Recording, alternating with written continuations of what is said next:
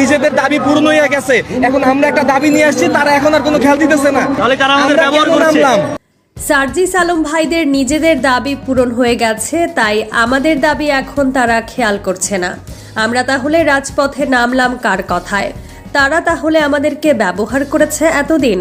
এবার তোপের মুখে সমন্বয়ক সার্জিস আলম। কোটা আন্দোলনের পর পুরো দেশে হিরো বনে গেছেন ঢাকা বিশ্ববিদ্যালয়ের 5 সমন্বয়ক সার্জিস এবং হাসনাত আবদুল্লাহর সাথে এখনও রাজপথে আছে অনেক শিক্ষার্থী। এদিকে এইচএসসির বাকি পরীক্ষাগুলো না দিয়ে অটোপাস দেওয়ার দাবিতে আন্দোলন করেছে শিক্ষার্থীরা।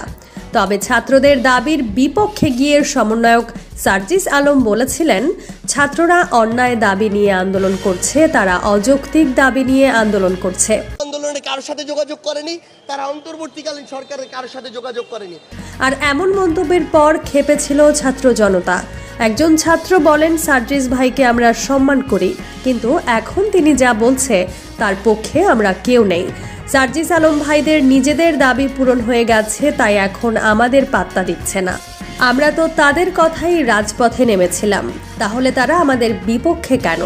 তাহলে তারা আমাদের ব্যবহার করেছে, আমাদের অনেকে জেল খেটেছে। তারা এখন নতুন করে প্রস্তুতি নিয়ে আবার আগের মতন পরীক্ষা দিতে কেউ পারবে না। মানসিকভাবে সেটা কখনোই সম্ভব নয়। সবকিছুর একটা ফ্লো থাকে, সমন্বয়করা সেটা বুঝতে পারছে না। তারা আমাদের ব্যবহার করেছে, রীতিমতো ছাত্রদের তোপের মুখে পড়তে হয় সমন্বয়ক সার্জিস আলমকে।